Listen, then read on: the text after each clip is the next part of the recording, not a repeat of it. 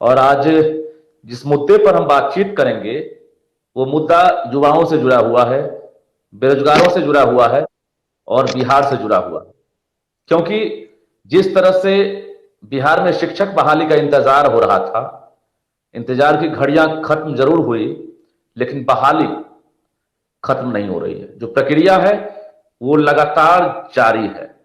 अगर बात करेंगे तो सबसे लंबी बहाली प्रक्रिया वाला मुझे ऐसा लग रहा है कि यही शिक्षक बहाली है, जिसमें छठे चरण की बहाली प्रक्रिया की अगर बात करेंगे तो सरकार के पास शायद कोई ठोस जवाब नहीं है कि ज्वाइनिंग लेटर कब मिलेगा और कब जो अभ्यर्थी हैं उनको हम बहाल कर पाएंगे। तो निश्चित रूप से एक बड़ा संशय है, एक विडंबना कहिए बिहार के लिए। जो 94,000 शिक्षक पदों पर बहाली होनी है, उन पदों पर बहाली प्रक्रिया पूरी नहीं हो पा रही है और कहीं ना कहीं एक सरकार के और शिक्षा विभाग के सिस्टम पर भी सवाल उठ रहा है। तो हम जिस तरह से आज बातचीत करेंगे, हमारे साथ वैसे अभ्यर्थी हैं जो पिछले कई साल से शिक्षक बनने की राह देख रहे हैं। यानी राह में बहुत रोड़े आए, आंदोलन हुआ, सड़क जाम से लेकर विधानसभा तक जो है घेराव किए, लेकिन उसके बाद भी कहीं से कोई हरी झंडी अब तक लग नहीं रहा है कि मिलने वाली है। तो न्यूज 18 शुरू से इस मुद्दे को उठाता रहा है और हम जिस तरह से आपको बता पा रहे हैं कि ये कहीं ना कहीं जो शिक्षक बहाली प्रक्रिया है ये खत्म नहीं हो रही है। और आज आलम ये हो गया है कि दुर्गा पूजा खत्म हो गया है, अब दीपावली आने वाली है और उसके बाद छठ है। त्योहारों का जो सीजन है, एक तरह से अभ्यर्थी जो है शायद उस तरह से त्योहार नहीं मना पा रहे हैं। लगातार ट्विटर वार चल रहा है, अभियान चल रहा है। हमारे पास भी कम से कम 100-200 फोन रोज आ जाते हैं जो अभ्यर्थी हैं अपना दर्द बयां करते हैं। शिक्षा मंत्री से लेकर जो शिक्षा विभाग के अपर मुख्य सचिव हैं उनसे भी कई बार हमने संपर्क किया, ठोस जवाब नहीं मिल रहा। तो सरकारी वादों पर, सरकारी जो आश्वासन है उस पर अभ्यर्थियों को भरोसा शायद नहीं रह गया है। जो अनुपात है शिक्षकों की बिहार में किसी से अछूता नहीं है।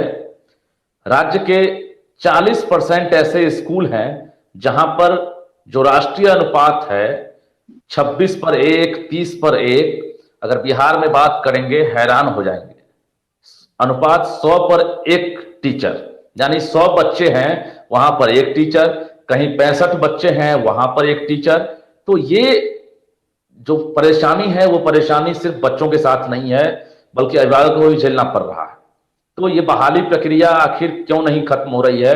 छठा चरण जिसमें अब तक 37,000 जो अभ्यर्थी है उनका एक तरह से काउंसलिंग हो चुका है और काउंसलिंग होने के बाद अब ज्वाइनिंग लेटर की बारी है। आप समझ सकते हैं कि किसी का रिजल्ट आ जाए और उसे यह कहा जाए कि आप पास कर गए हैं और आपको ज्वाइनिंग लेटर कब मिलेगा, ये शायद सरकार जवाब नहीं है। तो निश्चित रूप से ये बेचैनी है और ये बेचैनी हो भी क्यों नहीं, इस जगह पर अगर हम हो या फिर कोई और हो उसके साथ भी यही होता है। सरकार के पास जवाब नहीं। चलिए, हम जवाब नहीं है लेकिन हम जरा परेशानी को जानेंगे। हमारे पास बहुत मौका नहीं है लेकिन उस आधे घंटे के दौरान हम बात करेंगे। हमारे साथ जुड़े हुए हैं सारिक हैं, अभ्यर्थी, टीचर अभ्यर्थी, और मुन्नी शुक्ला है जो लगातार जो है आंदोलन को रूपरेखा दे रही थी, कई आंदोलन में खुद पार्टिसिपेट हुई है और अभ्यर्थियों का मनोबल खुद ये बढ़ाने का काम करती रही है, लेकिन ये खुद शिक्षक नहीं बन पाई है। मुन्नी, बहुत बहुत धन्यवाद। आपके चैनल के माध्यम से आज मेरी बात बिहार सरकार तक पहुंचने वाली है और मैं तमाम आप मीडिया कर्मी को और सारे शिक्षा शिक्षा शिक्षा विभाग जो है और सारे जो जो भी लोग लाइव देख रहे हैं उन सारे अभ्यर्थी और अभिभावक और साथ में शिक्षा विभाग के जितने भी पदाधिकारी अधिकारी है, मैं अपने तरफ से पहले उनको नमन करना चाहती हूँ, क्योंकि आज एक ऐसा माहौल क्रिएट हुआ है, ऐसा सिचुएशन हम लोग के सामने है जिसके वजह से आज आंदोलन, लगातार आंदोलन हुआ। आंदोलन के बाद बहुत सारी समस्याएं आई, उसके बाद से ये बहाली की प्रक्रिया जो है चालू हुई, लेकिन अभी तक ये विडंबना देखिए कि ये बहाली पूरी नहीं हो पाई है। और हम अभ्यर्थी अभी भी आपके चैनल के माध्यम से बिहार सरकार को और माननीय शिक्षा मंत्री से गुहार लगा रहे हैं कि अभी भी टाइम है। आप तो 15 अगस्त का मिठाई खिला ही दिए, दुर्गा पूजा का मिठाई खिला ही दिए हैं, अब बात बची है ये दिवाली और छठ की मिठाई की। तो मैं ये कहना चाहती हूँ कि आप ही के चैनल के माध्यम से माननीय शिक्षा मंत्री जी ये बात बोल रहे थे, और मैं उनको ये बात याद दिलाना चाहती हूँ कि आप ही के चैनल के माध्यम पे से वो कह रहे थे कि मैं तो दुर्गा पूजा का और 15 अगस्त का इतना ना मिठाई खिला देंगे कि अभ्यर्थी दिवाली और छठ का मिठाई भूल जाएंगे। माननीय महोदय जी, आप अपनी बातों से इस तरह से जो मुकर रहे हैं, तो आप अपनी बातों को एक बार याद कीजिए कि आप ये लाइव सेशन में आकर के इतनी बड़ी जो है कि मतलब झूठ कैसे बोल सकते हैं, इसको झूठ कहिए या को भगवाने का काम जो कर आपकी परेशानी हम समझ सकते हैं, और हम तो माध्यम हैं, हम तो माध्यम का ही काम करेंगे। मुझे भी याद है कि शिक्षा मंत्री ने न्यूज 18 के कैमरे पर कहा था कि 15 अगस्त से पहले जो शिक्षक हैं उनको ज्वाइनिंग लेटर मिल जाएगा, और ज्वाइनिंग लेटर मिलने के बाद वैसे अभ्यर्थी शिक्षक के रूप में स्कूल में झंडोत्तोलन कार्यक्रम में भाग ले सकते हैं। मुझे याद है, बखूबी याद है। लेकिन 15 अगस्त को छोड़ दीजिए, सितंबर गुजर गया, अक्टूबर चल रहा है और नवंबर भी आने वाला है। तो निश्चित रूप से पंचायत चुनाव बीच में दस्तक आ गया। पंचायत चुनाव का शिक्षा मंत्री हो चाहे अपर मुख्य सचिव संजय कुमार हो, उन्होंने भरोसा दिया था कि पंचायत चुनाव अड़ंगा नहीं लगाएगा, इस पूरी बहाली प्रक्रिया में पंचायत चुनाव अड़चन नहीं बनेगा। लेकिन अब खबर ये आ रही है सरकार के स्तर से कि पंचायत चुनाव की वजह से ही जो अभ्यर्थी हैं उनको विलंब होना पड़ रहा है, और अभी जो ज्वाइनिंग लेटर है वो नहीं मिल रहा है। बता दें आपको कि जिस तरह से 94,000 पदों पर जो बहाली प्रक्रिया है वो उसका दूसरा चरण ही अभी खत्म हुआ है, जो काउंसलिंग की प्रक्रिया है, और तीसरे चरण की जो काउंसलिंग है उसका भी लोग इंतजार कर रहे हैं। सारिक, क्या कहेंगे? लगातार आप लोग आंदोलन। सबसे पहले मैं न्यूज 18 बिहार झारखंड का दिल से शुक्रिया अदा करता हूं कि एक समाज सेवी के रूप में मैं यहाँ पर जुड़ा। और एक ही चीज न्यूज 18 बिहार झारखंड के बारे में मैं कहना चाहूंगा कि आज जो ये बहाली यहाँ तक पहुंची है, कहीं ना कहीं इसके पीछे मीडिया का जो चौथा स्तंभ है वो आपके जरिए यहाँ तक पहुंची है। इसके लिए तमाम लोग शुक्रिया अदा करते हैं आपका। एक ही बात सिर्फ मुझे कहना है माननीय मुख्यमंत्री से कि इसमें कहीं कोई शक नहीं कि आपके रिजिम में हमारा प्रदेश बहुत विकसित हुआ, चाहे वो पर्यटन का क्षेत्र हो, चाहे वो बिजली का क्षेत्र हो, चाहे सड़क का। लेकिन एक बात जो हकीकत है वो ये है कि कोई भी प्रदेश तब तक विकसित नहीं हो सकता जब तक वहां की शिक्षा व्यवस्था विकसित ना हो। और कहीं ना कहीं अफसोस का बात है कि अभी तक हमारा प्रदेश आपके 15 साल के रिजिम में विकसित नहीं हुआ शिक्षा के क्षेत्र में। 2019 में नोटिफिकेशन निकलता है और आज 2021 खत्म हो गया। ये 94,000 कैंडिडेट न जाने कितनी बार प्रदर्शन किए, जिसका कोई फायदा अभी तक जमीन पर होता हुआ नहीं दिख रहा है।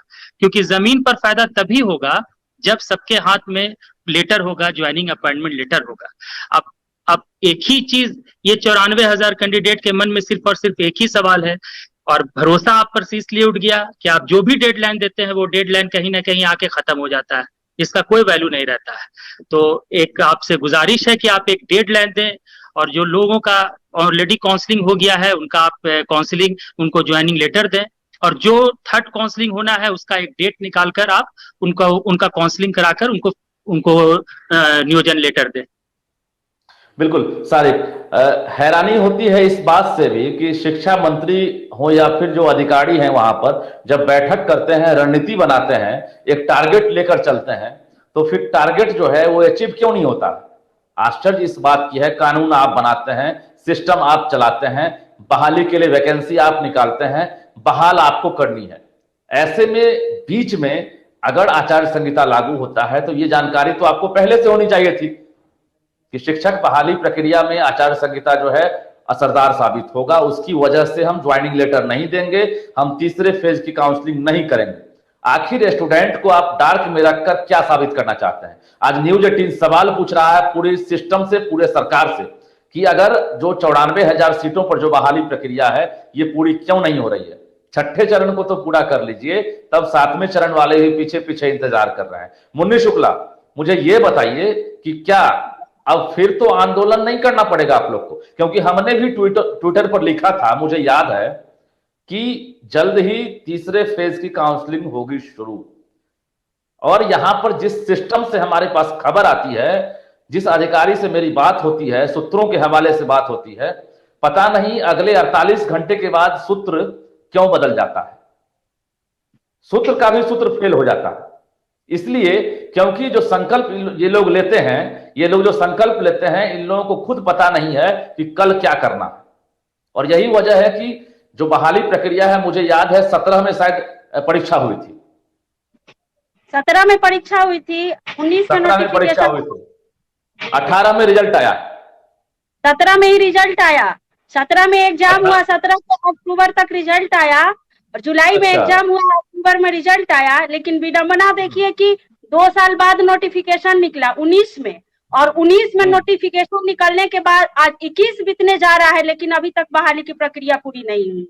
और मैं एक चीज ये भी कहना चाहती हूँ कि जब माननीय मंत्री जी को ये पता था कि हमारे यहाँ पंचायत चुनाव होने वाला है, आचार संहिता लगने वाली है, तो ये इनकी रेस्पॉन्सिबिलिटी बनती है ना कि चुनाव आयोग को पहले से इस बात की सूचना दिया जाए कि हमारे यहाँ ये पूर्वत जो बहाली की प्रक्रिया चल रही है, इस पे कोई इसका आचार संहिता का कोई प्रभाव नहीं पड़ेगा।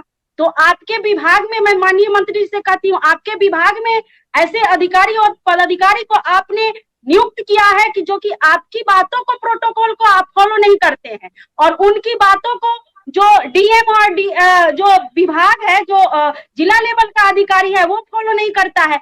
जब आप मीटिंग करते हैं, आप सूचना देते हैं कि 48 घंटे के, आप ही के माध्यम से आया था, ट्विटर पर ट्वीट किया गया था कि 48 घंटे में गुप्त सूत्रों के अनुसार से थर्ड काउंसलिंग का डेट जारी होने वाला है, लेकिन ये गुप्त सूत्र भी फेल हो जाती है। अब पता नहीं यहाँ की शिक्षा व्यवस्था और यहाँ के अधिकारी और पदाधिकारी जो बैठे हुए हैं, वो किस तरह की मीटिंग का संचालन करते हैं और किस तरह से विभाग को चलाते हैं, ये खुद पता नहीं चलता है। वो खुद कंफ्यूज है, तो अभ्यर्थी को क्या देंगे वो? देखिए, टेक्निकल पॉइंट से जो भी हो, सरकार को विधि सम्मत जो है, जो भी कार्रवाई होनी चाहिए वो करनी चाहिए थी। अब आचार्य संहिता का पेच अगर फंसा है तो इसकी जानकारी तो सरकार को होनी चाहिए थी। अगर आप आश्वासन देते हैं तो आपको अपनी बातों पर सहमत होना चाहिए था। जैसे पंचायती राज विभाग ने एनओसी दिया, आपको बता दिया गया, सहमति आपने मांगा, पंचायती राज ने आपको सहमति दे दी। उसके बाद यह क्लियर हो गया था कि बिहार में छठे चरण के बहाली प्रक्रिया में आचार्य संहिता अड़चन नहीं बनेगा। तो फिर ये कहां से आ गया कि अब आप जो चुनाव निर्वाचन आयोग है वहां से अब जो आप सहमति मांग रहे हैं वहां से जवाब नहीं मिल रहा है। सवाल ये भी है, मुन्नी शुक्ला, मुझे ये बता दीजिए कि बिहार में जो स्कूलों की स्थिति है, स्कूल का भवन बना दीजिए, बच्चों का एडमिशन ले लीजिए, अच्छे जो है क्लासरूम और स्मार्ट क्लासरूम बना दीजिए, लेकिन जब मास्टर साहब ही नहीं रहेंगे तो फिर पढ़ाएगा कौन? देखिए, इस बात पे मैं ये कहना चाहूंगी कि जब आप महिलाओं को, बालिकाओं को, लड़कियों को, ये कतई दुमत नहीं है कि माननीय मुख्यमंत्री नीतीश कुमार जी के शासन काल में 3 चीज जो है बेहतर हुआ है, उसमें 1 नंबर पर महिलाओं की शिक्षा और सुरक्षा आती है। लेकिन उस शिक्षा और सुरक्षा का क्या वजूद बनता है जब महिलाएं जब पढ़ लिख करके स्कूल से और जब नौकरी के लिए बाहर निकलती है तो उसको अपने अधिकार के लिए इतनी सारी कठिनाइयों से गुजरना पड़ता है। और मैं एक चीज कहना चाहती हूँ कि जब आप बिल्डिंग बना दिए, महिलाओं को, लड़कियों को पोशाक राशि वितरित कर रहे हैं, साइकिल योजना का लाभ दे रहे हैं, लेकिन वो किस काम के लिए है? जब लड़कियां स्कूल, सुन लीजिए कि एक टीचर के भरोसे, कहीं कहीं हमारे बिहार में ऐसे स्कूल है जो एक टीचर के भरोसे चल रहा है। तो आप इस चीज को क्यों नहीं सुधार कर रहे हैं? आप गुणवत्तापूर्ण शिक्षा की बात किस लिए कर रहे हैं? आपकी सारी जो दावा है ना, सारी फेल हो रही है। और आप जमीनी हकीकत पर जाकर देखिए, गरीब गुरबा का बच्चा जो है प्राइमरी और मिडिल स्कूल में, सरकारी स्कूल में पढ़ता है। कोई आईएएस ऑफिसर, अधिकारी, पदाधिकारी का बच्चा एक भी बता दीजिए कि किसी का बच्चा अगर सरकारी स्कूल में शिक्षा ग्रहण करता हो, किसी का बच्चा सरकारी स्कूल में, तो इन लोगों को सरकारी स्कूल में, तो इन लोगों को क्या पता है कि हमारे गरीब के बच्चे कहाँ जा रहे हैं? उन लोगों को 2 साल का तो मार झेल करके एक कोरोना के बाद स्कूल खुला, उसके बाद भी स्कूल में इतने टीचर्स की तंगी है, पढ़ाई ऑलरेडी पीछे हो चुकी है। तो आपको तो चाहिए कि ऑलरेडी जो सिलेक्टेड कैंडिडेट है, 38,000 जो टीचर का सिलेक्शन हो गया है, ठीक है, आप ये चीज कह रहे हैं कि चुनाव आयोग की जब तक सहमति नहीं आएगी हम थर्ड फेज का वो नहीं करेंगे, काउंसलिंग नहीं करा सकते हैं। लेकिन नियुक्ति पत्र देने में तो आपको चुनाव आयोग की परामर्श नहीं लेनी है, तो आप नियुक्ति पत्र को क्यों लटका के रखे हैं? अभी हाल ही में मैं आपको एक आंकड़ा बताती हूँ, प्रयागराज हाईकोर्ट का जजमेंट आया है कि नियुक्ति पत्र देने में कोई आचार संहिता प्रभावी नहीं होती है। तो आप 38,000 शिक्षक जो सिलेक्शन हो चुका है, उनको आप क्यों नहीं ज्वाइनिंग लेटर दे रहे हैं? माननीय शिक्षा मंत्री जी, आप क्यों अपनी बातों से विफल हो रहे हैं, हो रहे हैं आप? लेकिन मुन्नी जी, समाज में जिस तरह से शिक्षकों की जो प्रतिष्ठा है, शिक्षकों का जो सम्मान है, मतलब हर कोई चाहता है कि जो नौकरी है शिक्षकों की मिले। आईएएस आईपीएस बाद की इच्छा होती है, लेकिन हर पेरेंट्स का सपना होता है कि बच्चों को सरकारी नौकरी मिले, खासकर बिहार में। और शिक्षक बनने का जो क्रेज होता है, हमने भी देखा है, टीईटी, एसटीईटी हो, बीएड, डीएलएड, तमाम जो परीक्षा है वो पास करने के बाद, इतने लंबे इंतजार के बाद भी जब हाथ में ज्वाइनिंग लेटर नहीं मिलता है तो निराशा तो होती है, मैं समझ सकता हूं। लेकिन मुझे ये बताइए कि अभी फिलहाल जो जिनका चयन हो गया है और चयन पत्र नहीं मिला है, क्या आप लोगों की बात सरकार से हुई है? कोई अधिकारी ने कुछ बोला है? देखिए, अधिकारी, हम लोग विभाग में जब विभाग का दौरा करते हैं तो माननीय प्रधान सचिव जी ये कहते हैं कि डॉक्यूमेंट्स का हम जांच कराएंगे तब ज्वाइनिंग लेटर देंगे। अरे माननीय महोदय जी, मैं आपसे हाथ जोड़ के आग्रह करती हूँ कि आप जिस तरह से वेरिफिकेशन कराना है कराइए, हमको कोई आपत्ति नहीं है, लेकिन आप एक शपथ पत्र लेकर के हम लोग को ज्वाइनिंग लेटर दे दीजिए। और जितने दिन में आपको जांच कराना है, जैसे जांच कराना है, दूत भेजकर जांच कराना है, विशेष दूत भेज करके जांच कराना है, आप कराते रहिए। लेकिन आप शपथ, जहां भी हम आपको लगता है कि हम अभ्यर्थी फर्जी हैं, तो आप फर्स्ट क्लास मजिस्ट्रेट से एक शपथ पत्र लीजिए। अगर हम लोग का उसमें हम लोग लिख कर देने के लिए तैयार हैं कि अगर हम लोग का डॉक्यूमेंट्स एक भी जाली और फर्जी पाया जाता है तो हम लोग जेल जाने के लिए 490 के तहत हम लोग जेल जाने के लिए तैयार हैं। और आप जितना हमको वेतन देंगे उसके 5 गुना हम रिकवरी देने के लिए तैयार हैं। आप इतना लेकर के तो हम लोग स्कूल में ज्वाइन करेंगे। रास्ता भी बता रही है मुन्नी शुक्ला, सरकार को एक तरह से मशवरा भी दे रही है।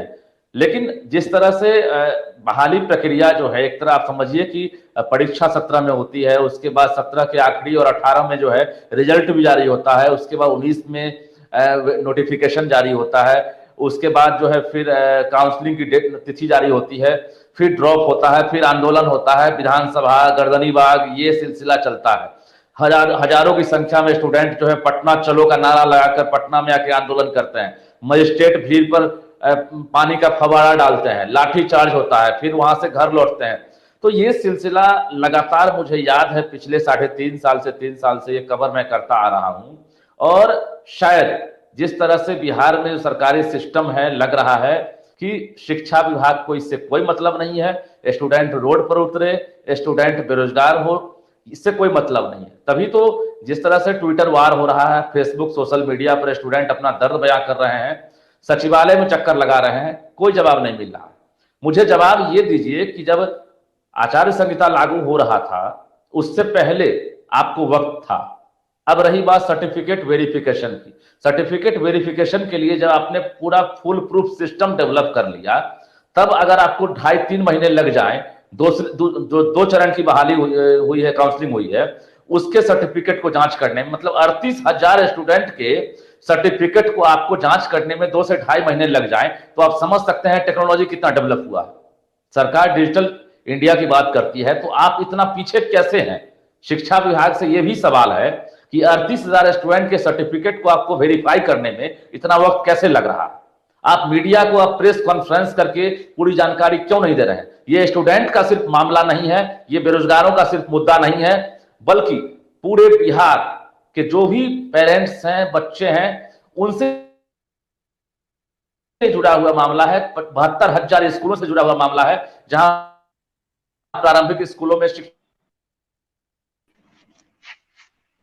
कर रहे हैं शिक्षक, वहां पर आप पढ़ाने वाला कोई नहीं। तो इस तरह से विडंबना है। और शिक्षा मंत्री जी, आपसे यही गुजारिश करेंगे कि दीपावली में दिए जलने चाहिए। आज स्टूडेंट दुर्गा पूजा अगर नहीं मनाए हैं तो कारण यही है कि उनके हाथ में ज्वाइनिंग लेटर नहीं है, उनको ये निश्चित नहीं किया गया है कि आप शिक्षक बन जाएंगे। तो ये काउंसलिंग आपका अंतहीन होते जा रहा है। सारिक, क्या कहेंगे, दिवाली में दिए जलेंगे कि नहीं? मुझे तो कहीं से नहीं लगता है कि दिवाली में दिए जलेंगे। और एक बात मैं इस सरकार को अपने तरफ से और इन 94,000 कैंडिडेट्स की तरफ से कह देना चाहता हूं, जो कि चेतावनी है। अगर इन्होंने एक डेडलाइन नहीं दिया और जो भी लोगों का काउंसलिंग हो चुका है उनको ज्वाइनिंग लेटर नहीं दिया और थर्ड फेज का काउंसलिंग नहीं कराया, तो मैं विभिन्न सामाजिक संस्थाओं को लेकर पटना कूच कर जाऊंगा और इतना हेवी प्रदर्शन होगा कि सरकार के बूते के बाहर इनको संभालना हो जाएगा, क्योंकि ये हक पर है और जायज पर है। वर्स्ट कंडीशन है, कितने अभ्यर्थी की जान चली गई। 3 कैंडिडेट को मैं जानता हूं जिनका ऑलरेडी ज्वाइनिंग हो चुका था, जिनका ऑलरेडी सिलेक्शन हो चुका था, दे आर नो मोर। तो इतना भयावह परिस्थिति है। और सबसे बड़ी बात है कि इस सरकार ने कहीं कोई दो मत नहीं कि विभिन्न क्षेत्रों में अच्छा काम किया, और ये सरकार एक बात भूल रही है कि जब तक वो शिक्षा के क्षेत्र में बेहतरीन काम नहीं करेगी उनका सारा काम बेकार है। तो सबसे पहले इन 94,000 कैंडिडेट्स के लिए जो आप ही ने नोटिफिकेशन निकाला, कोई दूसरी सरकार ने नोटिफिकेशन नहीं निकाला। जब नोटिफिकेशन निकाला और बीएड किया, जो कि टीचर बनने के लिए जितनी भी मान्यता होती है, जितने भी चीज होती है, वो सब ये लोग उस पर कैपेबल है। आपने नोटिफिकेशन निकाला, आपने एग्जाम लिया, आपने रिजल्ट दिया और आप ही ने काउंसलिंग कराया, तो अब जल्दी से इन लोगों को ज्वाइनिंग दीजिए और जो थर्ड फेज का काउंसलिंग होना है उसका एक डेडलाइन दीजिए। अन्यथा बड़े पैमाने पे विभिन्न सामाजिक संस्थाओं की मदद से हम लोग पटना कूच कर जाएंगे, फिर आपके सरकार के बस के बाहर का हो जाएगा संभालना। चलिए, ये तो बात का चीज है। ये हम भी नहीं चाहेंगे कि अब आप लोगों को फिर से प्रोटेस्ट करना पड़े, सड़कों पर उतरना पड़े, आंदोलन करना पड़े। ये कहीं से भी सही नहीं। आंदोलन आपका हक जरूर है, हक दिला सकता है जरूर, आंदोलन आपका अधिकार जरूर है, लेकिन ये विकट परिस्थिति में ही लोगों को करना पड़ता है। बार बार अगर आप 3 साल से आंदोलन करके ही आप हक लेंगे तो सरकार क्या कर रही है? मुन्नी शुक्ला, मुझे ये बताइए, मुन्नी शुक्ला, मुझे आप ये बताइए कि आपकी भी ज्वाइनिंग होने वाली है ना? जी, आपकी भी ज्वाइनिंग होने वाली है, तो आपका नियोजन जो है वो काउंसलिंग कहाँ हुआ आपका और कब हुआ, ये मुझे बता दीजिए। मेरा काउंसलिंग जुलाई में ही कटिहार जिला में हुआ है, कटिहार में। लेकिन अभी तक बिहार सरकार, शिक्षा मंत्री का जो स्टेटमेंट, माननीय शिक्षा मंत्री जी के स्टेटमेंट की मैं बात करती हूँ कि वो अपनी बातों से क्यों मुकर रहे हैं। उन्हीं का वादा था कि माननीय उच्च न्यायालय का आदेश आते ही मैं 15 दिनों के अंदर अभ्यर्थियों को स्कूल में भेज दूंगा। आज वो अपनी बात से क्यों मुकर रहे हैं? जो अभ्यर्थी 38,000 सिलेक्टेड है, उनके ऊपर आचार संहिता कोई प्रभावी नहीं होगी। उनको तो आप इस दिवाली में दिया जलाने का मौका दीजिए। आप तो अक्टूबर बिता ही दिए, दुर्गा पूजा का तो मिठाई आप खिलाए नहीं, 15 अगस्त का तो झंडोत्तोलन कराए नहीं, अब रह गई है ये दिवाली की दिया। तो देखते हैं कि ये माननीय शिक्षा मंत्री जी से मेरी आग्रह है कि आप अभ्यर्थियों के घर में दिया जलाने का मौका दीजिए। आपसे आग्रह कर रही हूं मैं, और ये मेरा अधिकार है। और निश्चित रूप से इंतजार हर किसी को है, हर पेरेंट्स को है, क्योंकि उनके बच्चे लंबे समय से बहाली का इंतजार कर रहे थे। पेरेंट्स ने कर्ज लेकर कहीं से जुगाड़ करके टीईटी कराया, एसटीईटी कराया, बीएड कराया, डीएलएड कराया, लेकिन आज भी अगर जद्दोजहद कर रहे हैं शिक्षक बनने के लिए, तो निश्चित रूप से एक सवाल है सिस्टम पर, शिक्षा विभाग पर। और जो सरकार आश्वासन देती है, अगर अपनी बातों पर सरकार कायम नहीं होती है तो यहां भी सवाल उठता है कि आप जो कहते हैं वो आपको करना चाहिए। आप कहते कुछ हैं, करते कुछ हैं। कथनी और करनी में जब अंतर होता है तब भी सवाल उठता है। तो न्यूज 18 भी सवाल उठा रहा है कि आखिर ये बहाली प्रक्रिया अंतहीन क्यों हो रही है। जो 94,000 सीटों पर बहाली है, इसके बाद आपको 7वें चरण में भी हाई स्कूल और बाकी जो शिक्षक हैं प्लस 2 वाले, उनकी भी बहाली करनी है। टीईटी की बारी खत्म करके एसटीईटी वाले भी इंतजार कर रहे हैं। और यह सिलसिला जब तक खत्म नहीं होगी, ना तो सरकारी स्कूलों की सिस्टम सुधरेगी और ना ही बेरोजगारी दूर होगी। शिक्षा विभाग बिहार के लिए नहीं बल्कि पूरे देश भर के किसी भी राज्य के लिए एक रीढ़ होता है। और शिक्षा विभाग अगर आपका कमजोर हो जाए तो निश्चित रूप से यहां भी सवाल उठना लाजमी है। इंतजार हमें भी रहेगा